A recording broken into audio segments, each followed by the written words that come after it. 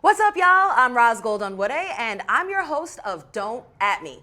It's the holiday season, and I have a gift for you. We have a special edition of Don't At Me, an unapologetic series covering the most relevant topics in sports and culture.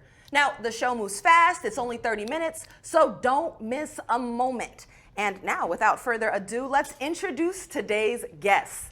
All right, first up, I got a 6-time member of the NBA All-Defensive Team and 2008 NBA champion. Let's welcome in Tony Allen. First team. Hey. First team. Let them know.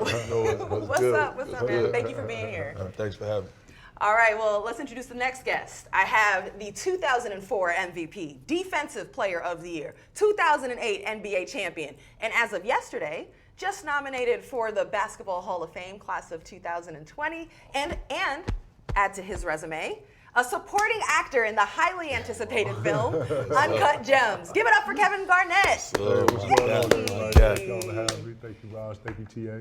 KG, I'm so proud of you. Last time I saw you, we were like doing Area 21, yeah, and now yeah. you're on the big screen? No, right? So are you Hollywood? Are you a big I'm movie definitely actor? not Hollywood. Same old. I'm the same old peanut butter and jelly Kevin, you know what I'm saying? Still, you know. Well, you worked alongside Adam Sandler, a Yeah. personal favorite. But first of all, we got some clips. We saw some clips of him God. hooping. Yeah. He actually has real game in He basketball. got some game. Listen, he understands the game and he can play it. There it He is. can play, man. First He of can all, play. his hoop swag. Yeah. Oh, nice no look. Right. Good pass. Very nice down, Yo. right? Look. Oh, you got a little handle? Look. Hang time. Look. Yo. Look. How many times did he try to like set up a game with you? You know what? We would shoot out days. First off, cinematography. If you do movies, man, they are long days. You know, Yeah. you have long days in the league, but these are like 15, 16-hour days. In between, you get breaks. We had a goal on the set, and we would go out and actually shoot. So, you know, other than that, we didn't get to play though. It was so intense. In fact, I heard that. I heard you were sweating, like game day intensity sweating. You know how you do. So I mean, how intense is it to be an actor, and how does it compare to playing basketball? I described it the other day like a pick and roll. Tony can attest to this. Pick and roll is timing. You know, if he moves too early and I come too soon, we just messed it up. Yeah. And acting is like that. When you're in dialogue with someone and you're going back and forth, I have to let him finish, vice versa, in the dialogue. If I go too early, if he or she goes too early, the dialogue is messed up. So it's all timing. I found some parallels between the two. It sounds like you need some patience, some chemistry, Yeah. absolutely. Yeah. Now, I know you haven't seen the movie yet, but in your knowing of KG, what do you think about him would make him a good actor?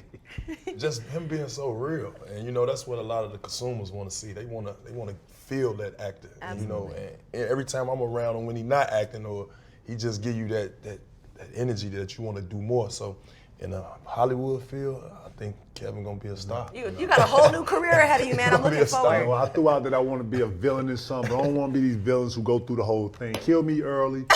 You know, let me do something crazy. Then No, you gotta be the hero, man. No, I want to be a villain. Right. I can see it. But let's make sure we remind the fans, okay, y'all. We have a first topic coming up, but we want to make sure you know that we'll be throwing out live polls during the show. So be sure to follow @Players Tribune and vote. It's an interactive show. You know, this is for the people. This is the people show. I got it. All right, let's get into the first topic. And the first topic is the art of defense. And you guys have made multiple all defensive teams, and I wanted to take you straight to the playoff mindset, okay? You have a defensive assignment. What's the most focused and unique ways that you've prepared to try and make a player uncomfortable? Well, I always look at defending like a conversation. You know what I mean? If we having a conversation like this, is a good conversation. But the moment I get close to you, Change the conversation. it's like, hold on, you gotta scoot back a little bit.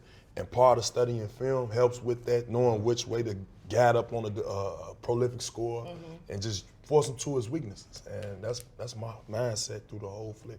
Now, people often talk about defense like effort and rules, but what's the level and intensity of like the intellectual side of it, the IQ, the studying of a scout for You you? definitely gotta know their strengths and weaknesses. How would you do it? How would you? I study film. I look at the tablet. You know, KG seen me all throughout All through it. just going through preparing proper. They always told me the 5 P's are proper preparation, prevent poor perform. And anytime you got a big name, like let's just say Kobe Bryant. Right, that's a big You one. got to prepare. You got to be days before studying his transitions move, his pick and roll play, his post play, and you just have to be prepared and studying that film. And one more thing I would have to add with that is never get discouraged. Yep. You know what I mean? Being a defender is you're going to lose some battles, but fighting until the 48 minutes is up is be the key.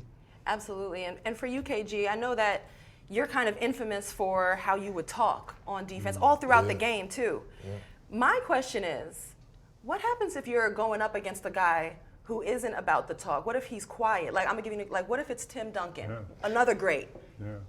Would you still talk to Tim Duncan? Two people I had trouble talking to was because Tim Duncan and Rasheed Wallace, and for opposite reasons. Timmy was more calm and more in control of himself. You couldn't speed him up. You couldn't get him to do, he would still go to his strong move, even though he didn't have a lot of counters. He would use his counters at different times of the game, right? When you think you're in a back and forth with him and you think he's gonna go straight up here, he'll give you something. She was more energetic and more of a mirror image of myself. So versus spending my energy talking and trying to baffle and go back and forth, I just spent the energy on trying to get him to go to a counter, swiping at the ball, a little different stuff. But guys who I knew didn't have all the confidence in the world, I would play to that. You know, TA would tell you this with scoring the ball takes confidence. Takes not only an arsenal of moves, but the confidence to execute those moves. And I would play to that. I would really contest on some shots, and put the doubt in their mind. I always say, man, if you have doubt in some player's mind, you have to grow it.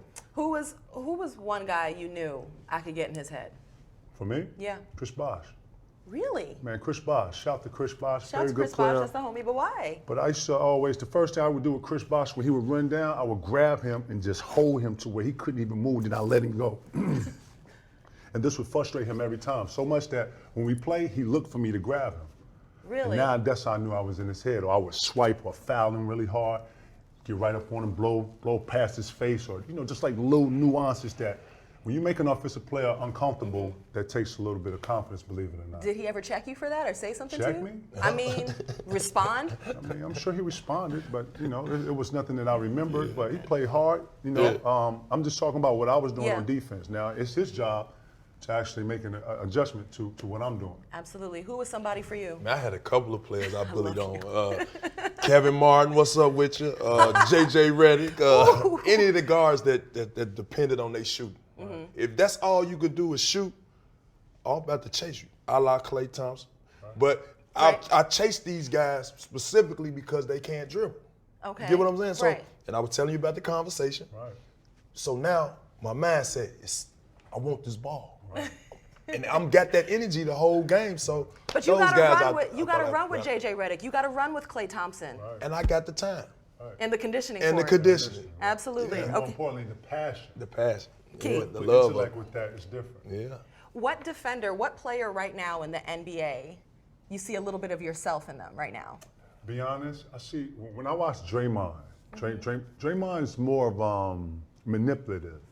He takes doubt and he grows to doubt. I watched him play Anthony Davis maybe 2 or 3 years ago, and he did nothing but bumped him early, made it totally uncomfortable for him, swiped at the ball, the small manipulative things as a defender would recognize. And I see a lot of myself and a lot of nuances that he uses that I would use. I think I remember the game you're talking about too. He made a game-saving defensive play with a swipe at the ball.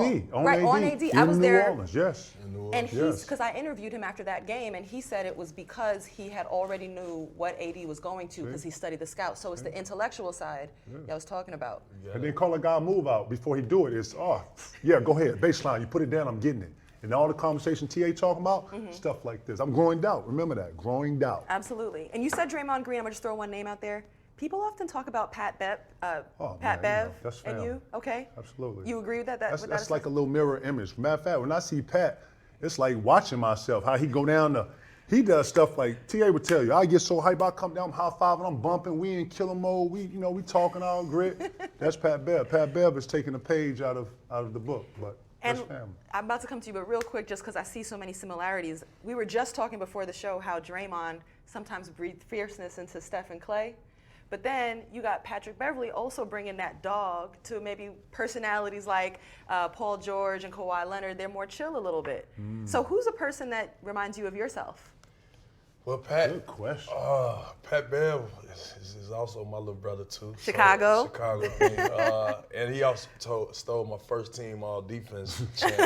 But I give it to him. That's my man. But I would have to say Marcus Smart. Okay. Simply because if you watch him when the pick and rolls are coming, he sometimes kind of bait the screener, whether he's going over or under. Sometimes he's throwing his body out there playing, and he's winning the 50-50 game. And most importantly, he's from Oklahoma State, so I gotta give him some love. But he's playing phenomenal. I like the way the Celtics playing right now, anyways. Absolutely, and I know we have Celtics love here. Guys, really quick, what is one little crafty veteran move that y'all could do on defense that even the refs couldn't see that worked? Step on the foot. Put your foot on the, step on the foot. Then he look down, little checks. Swipes hard at the ball will always get offensive players' attention. Okay. You got one? When I'm locking and trailing, as soon as they push up, I might grab his arm a little bit. So he trying to. And he's like, ref. But I'm like this. As long as the ref can see your hands, you can't. Right. So that's why you will always see me go like this. And it's all happening down here. I get it off. I'm like, what are you doing? What are you on? Look. Because they catch the reactor.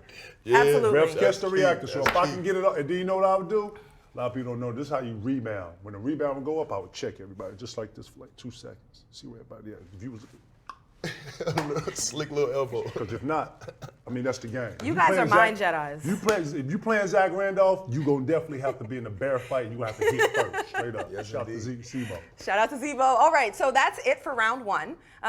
When you talk about defense, I don't think there is any two people more expert in advice than you two. So this was incredible to get your insight and understand your mind and learn. So now let's proceed on. Yeah. Round two, topic 2, 5 minutes on the clock, please. For our next topic, we're gonna get into legacy. All right, so you guys shared an exhilarating life and career experience in winning a championship together in 2008 with the Celtics. And I already, did my research coming into this. I saw at first, you didn't really get each other right away. I saw a whole article. You came in, you had the loud headphones, and you were like, why is this music so loud? And just, okay, I get that. Other way around. It was this way. It was me. Oh, you were the troublemaker. No, yeah. Not necessarily, but go ahead. We all prepared different. And it took a little time for all of us to accept and mesh and get used to all of it. So that's my question. Yeah. All right, maybe at first it wasn't just right away, but when did you decide it was? I'm going to break the ice. Go ahead. So look, when I was coming in here, obviously we knew Ticket, big Ticket, however you want to call it. Right, he coming into the Celtics, and I'm like, so what's going on? I'm thinking he just cool, but he put his dominance in the locker room early. He was the alpha male. Absolutely. So we had to follow that. And for me, I was like, hold on, man. He just knew here. Yeah. But in his eye, he like, no, it's going to go my way, and y'all need to follow his line. And I had a hard time with that. I didn't want to turn my music down. Oh, okay. I didn't want to, go to some of the functions and, you know what I mean? Absolutely. And what Ticket did was made me understand, hey, man, we're going to win this together. We're going to do everything together. And we're going to do it one way. You got to get in compliance. Right. So it was a time that Ticket, before the game, told me, hey, young fella, them headphones are too loud. I'm over here meditating. Right. I said, meditate? He never heard a player and say that's that. interesting because what? What's meditate? Like, man, that's when you over And there that's how I get ready. Right. I put on the headphones. I'm Gucci, man. Right. I'm turned up, right? It's so loud. I can hear the words in the headphones. He got the headphones. I can hear what he listens to. The Beats just came out, too. Beats just came out. The They first just Beats came out. was off the chain, straight up.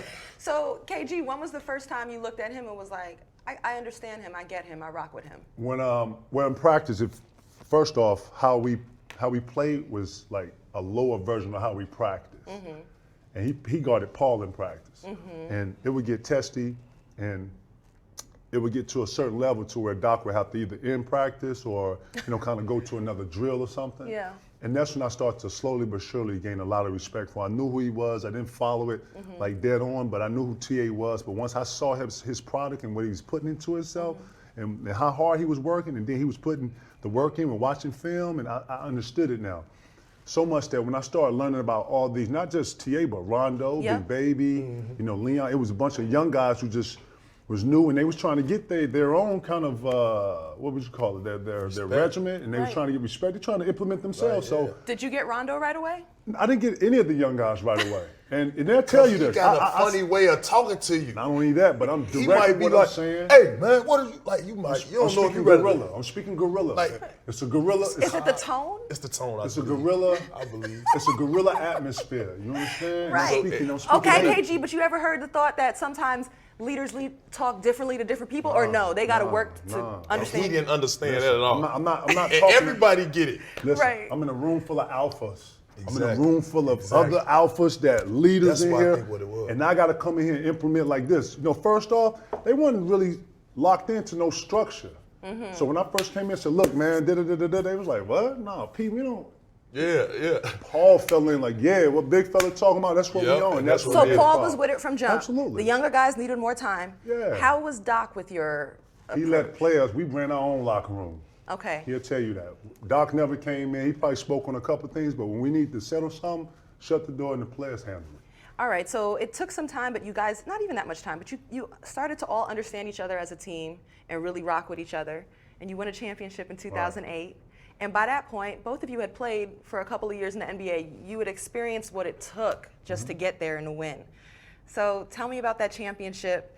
Just give me, what did you do to celebrate the championship? Give me one moment from each of you that you hold on to from the celebration. Man, just in that. And the fun. It don't got to be a boring story. In the locker room, and just. What happened? P House. P-House, We got done. We was at 5 o'clock in the morning. Everybody went to Didn't P House, nobody and then leave. P had to go to his kids. Something happened to his kid. He had to go to the emergency room, so we was all partying at Paul's house, and he or his wife wasn't there. So we all. Wait, he gave y'all his house? We didn't know knowing- Paul had left. He just left. He had an emergency with his daughter. He had to go. The party to the was hospital. still going. We was in there going. That was one of the best nights of my life. Like what was? We had a parade at 10. We left Paul's house.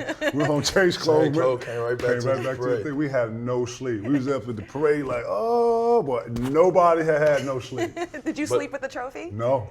Go ahead, Tony. They're making that we talk about the celebration, but I think, Ticket, man, what we don't never talk about is y'all guys coming together in Rome. We got the Rome. Yeah, Rome was Can different. you explain that story when y'all all, because I don't know, I always ask about it, but when y'all all went bald head, like who idea was that? I don't know what you're talking about. Explain. Well, we was trying to think do this is the something start of to this. where we was all trying to find like a common ground to like connect. You know, where the same shoes, everybody got different shoe contracts, rubber band. You know, everybody got different swag. So we was just all like, people was like, yo, let's all go bald. And I was like, what?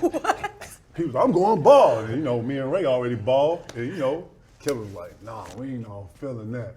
No, we ain't all gonna go bald. But that was kind of the Wait, is the this unity. because of the championship? No, It was just because it's just how it starting out. started. It's just to starting start the out. season. We had a preseason in Rome that Doc went early and made it like a 15-day thing or this big thing to where we went over early and actually got some unity with each other. Did everybody go I bald? think that started. I went low as I can go, Lower she wanted to go. but I couldn't go all the way bald. All right, so I have a question. For you, I'll start with you, KG. You finished your career spending time with Boston and in Brooklyn with the Nets. And it made us think, as a show here at Don't At Me, it's very similar to how kind of Kyrie has spent time in Boston and now is in Brooklyn.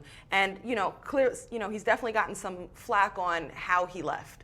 So what are your thoughts on his departure? What's your reaction to his tenure with the Celtics, understanding how much you love the history there? Well, first off, Kyrie's an unbelievable player, and I don't want to take any of that Absolutely, away from that. we but understand. I always say that sometimes it works and sometimes it doesn't. And I thought his time there was a positive. Obviously, they have goals and stuff they want to reach. Maybe he was able to connect with Brooklyn a little better than Boston. Why? For whatever reasons. He's a Jersey kid. Brooklyn, Jersey, like neighbors. Boston's a whole another curation of a mindset when it comes to their teams. Celtic fans love the Celtics, bar none. Brooklyn and the love for players and fans haven't been that consistent. So I don't know what it is. You probably have to ask him that. Right. For the most part, I wanted that to work out like we all foresee it, but we all lead different too, though. Absolutely. And is it hard to be a leader, in particular for an organization like the Celtics or the Lakers, where they have so much history and heritage and legacy? Well, you have responsibility for when you're a leader. You don't go under the nuances of what you're leading. You're up against Bill Russell, you're up against JoJo White, and those great teams that come out of that. You're always under the constant reminder that you're a Celtic and people and the players that come before you. Absolutely. You have to play with that responsibility. And as a leader, you're here to, he'll tell you this part of me, kind of getting on everybody's, but I'm also the example. Yes. I'm also on the floor. I'm also in here extra. I'm also in here watching film with you. I'm also, we're sharing this. I'm also sharing something he's going through. Hey, look, pick and rolls, I got to help him on something. So it is a continuity you got to get with the guards and other guys on your team to get on one level. And that's where I was open. That's where I was transparent. That's when I would give knowledge of what I knew about certain things.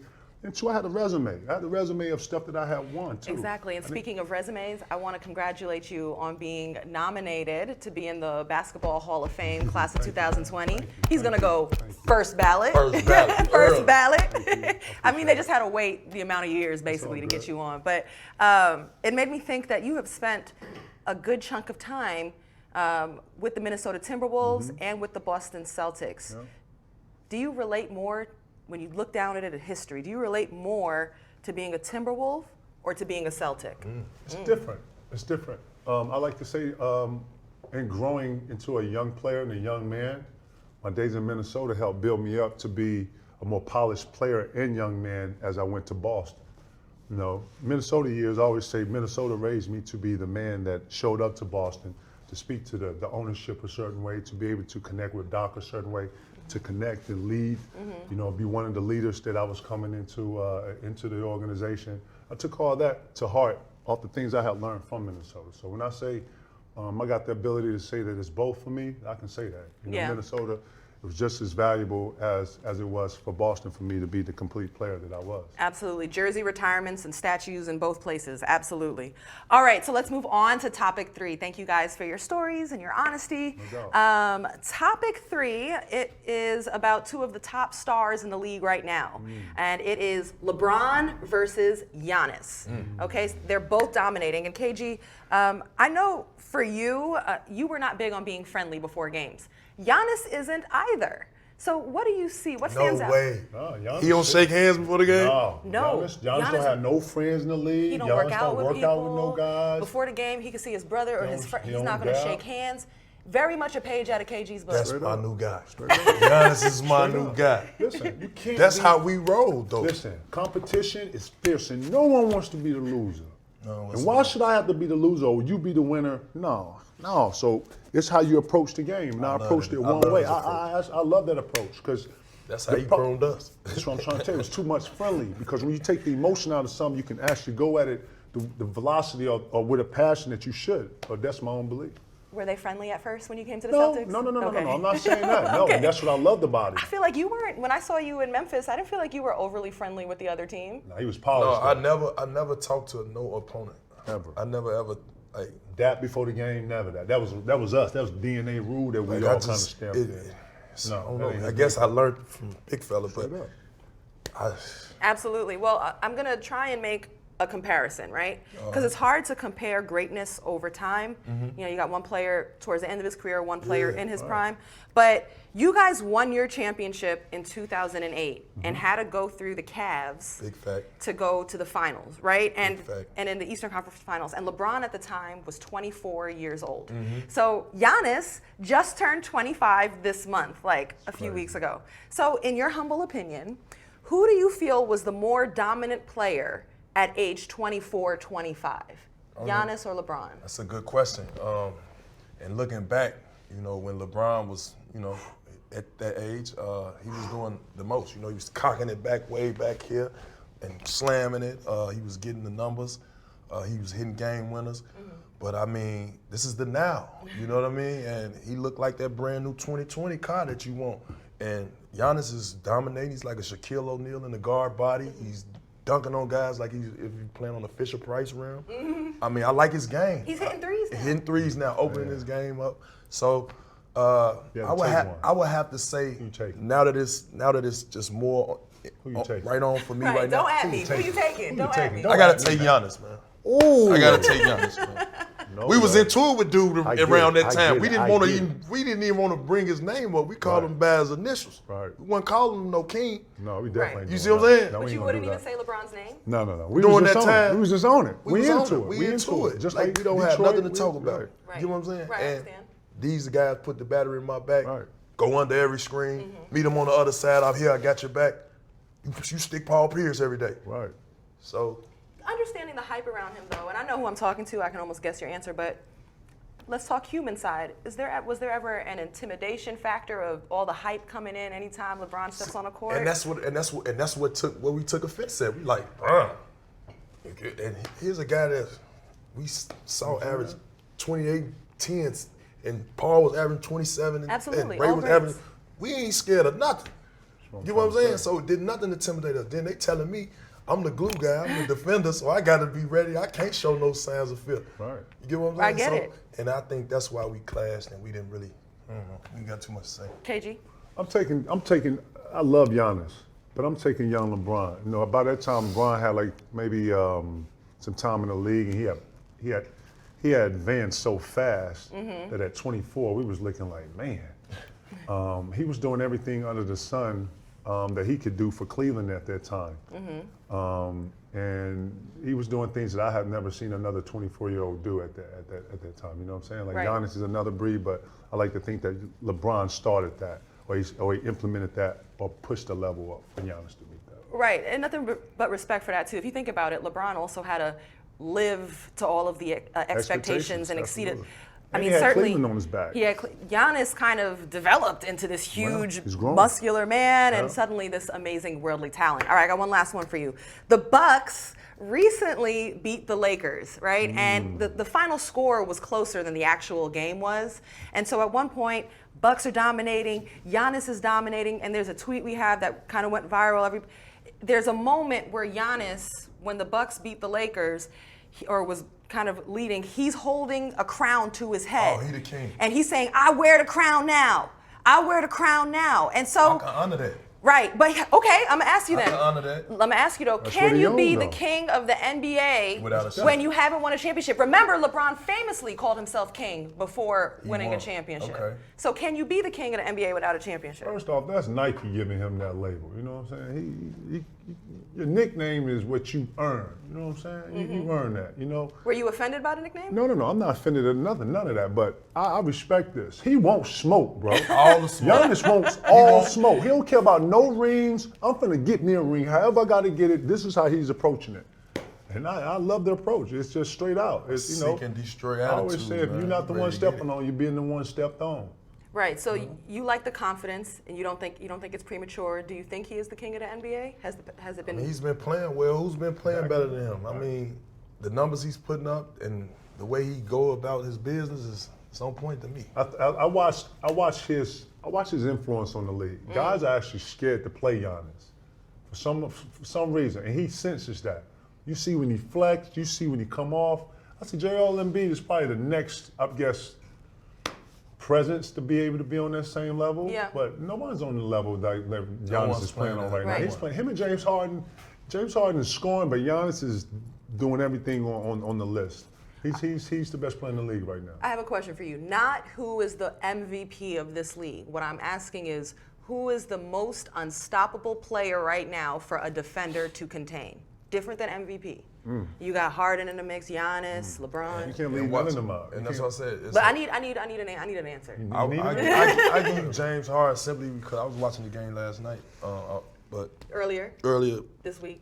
week, yeah. and it was tied up. It was 113, and I know this defender know that he's about to step back. He's about to step back and fall and shoot this three. And he did it, and the dude knew it. The defender knew it, and he couldn't stop it.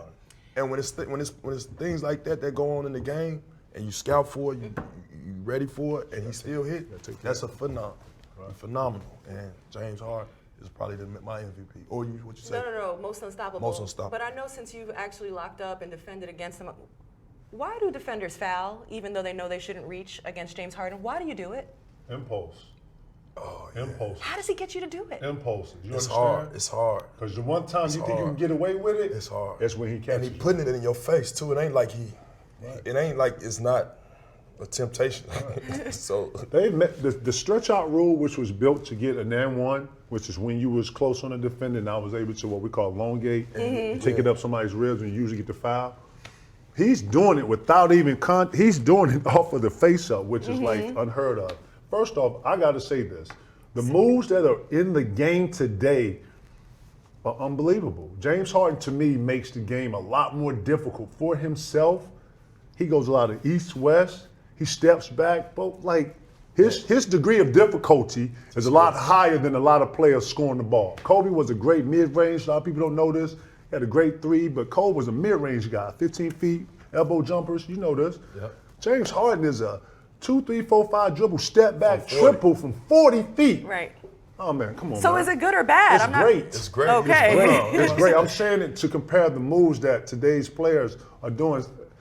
Also, the shot selection is terrible these days. I would have ill-advised shots all Ill-advised shots in the all shots. through the game. A lot of these guys who play now couldn't play 15 years ago just because of the shot selection, because you value possession. Right. But you're getting so many possessions in the game now.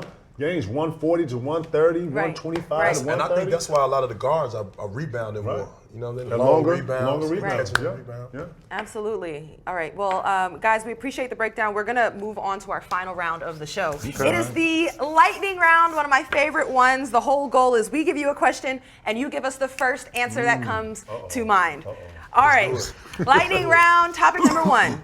Best trash talker you ever played against or with? Me first. Yeah, you first, Tony. Paul Pierce.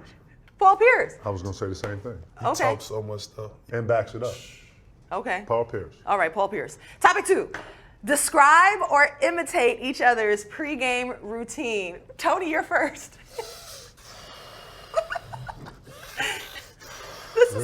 Really? Kill him. Kill him. Kill him. I'm telling you, kill him. Kill him. You got a show, kill him. I need a show. Kill him. No, kill him. Kill him. You know what I'm saying? Kill him. Hey, don't be telling me you got 2 fouls. You can't show too hard, dog. Big Man, fella, I show, can't brother. get Big fella. Hey, Doc, what we doing? We trapping him? Hey, killer, I need a trap, killer.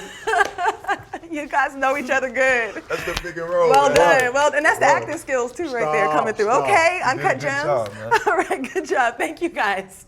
Okay, topic 4. Funniest moment you remember as Celtics together. Man, let me see. You want to go first? There you go. I hate to do this to my boy, Big Baby, Glenn David. We had a team dinner in Rome. Facts. Big Baby missed the bus. Missed the We bus. waited on him good 20 minutes. Great 20 minutes. We waited on him 20 minutes. We left. We get to the dinner. Everybody's eating. We probably on the main course now. Right. Everybody's eating. About an hour. Baby walks in. Guys, I'm sorry I missed the bus, but I got kicked out of a cab and I had to have this kid Take his bring me bike. to the bike. Use his bike to bring him here. So he come in. Wait, Big Baby took some kid's Big bike? Baby took a kid, put him on the back of the bike, and rode the And bike rode. over to the thing. Not sweating. He ain't got He a ain't bead got of no sweat. sweat. He ain't got not one puffing, drip of sweat on him. None. So when he get out and he acting like he breathing all hard. Right. This is acting. Okay. So we're watching. So then everybody looking, and then he go in his pocket to get a kid some money. He's like, yeah, you get out of here. Then he was just looking. I was like, boy, if you don't get your line. Where that man? Boy, you lying. Man, you was real line. Wait, he brought a whole child in and lied? Force prop. And then gave the kid That's a some bread. prop. And then got the And kid gave out him of there. bread. Get And got on And out he of gave us some money. That is Still got horrible. fined He and got fined everything. still. That did not do nothing with the fine. Boy. I'm just trying to clarify. He was dead serious trying to Dead get away serious. with it no that way? Sweat. No sweat. You came 30 miles over there, you ain't sweat. Unbelievable, Big Baby. Blaming it on a child or No, getting on a he bike. Shout the Big Baby. Shout out. Real All right, thank you guys. Moving on, topic 5. You guys are known as incredible defenders, tough guys, this and that. I want to get into your sensitive side, your R&B soul side. Who is your favorite R&B singer? Right now, today, Today. I would have to go with Jackie's or something. Look. I got to keep it Chi-Town. Oh, yeah. Jeremiah. Oh, Jeremiah what? got hits for sure. Jeremiah from the Salute Go. to Jeremiah. I didn't know that. I got Jeremiah from ATL, man. I'm old school, man. I'm more Teddy P and Anita Baker. You know what I'm saying? I got a bunch of Stephanie Mills. Earth, Wind, and Fire. Fire. Did you ever listen to R&B before games? Listen, real talk, to calm down, I would listen to slow music. But then times where I wanted to be a certain energy for games, I'm all X, I'm all Rough Riding, I'm all, right to it.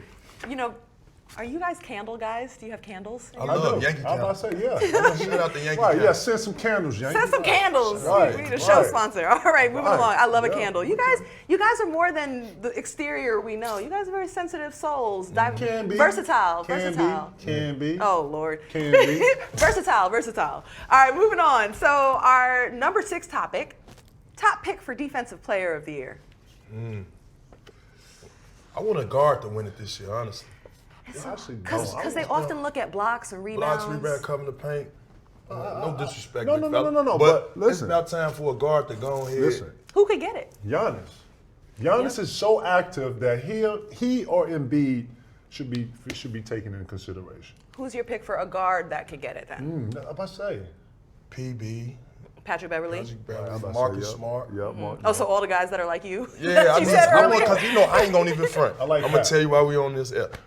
That was one of my goals, to get a defensive player. Absolutely. I didn't get it, so I didn't understand that though. You got to think about the Arsenal players he playing against and who he's In the not West, just absolutely. not just the KDs and all that, but I'm talking about the Cobes and you know the body of work. When you start looking at this list, I was like, how did TA not? in my defense, I always finished up 4th in the voting, but Really? I could never.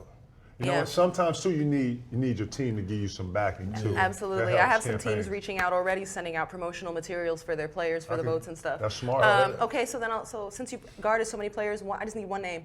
Toughest player you ever had to guard? Big. That's hard for me because I done seen a lot of them. Yeah, Kobe, James, Wade. Clay, Wade. Trip. You know what I mean?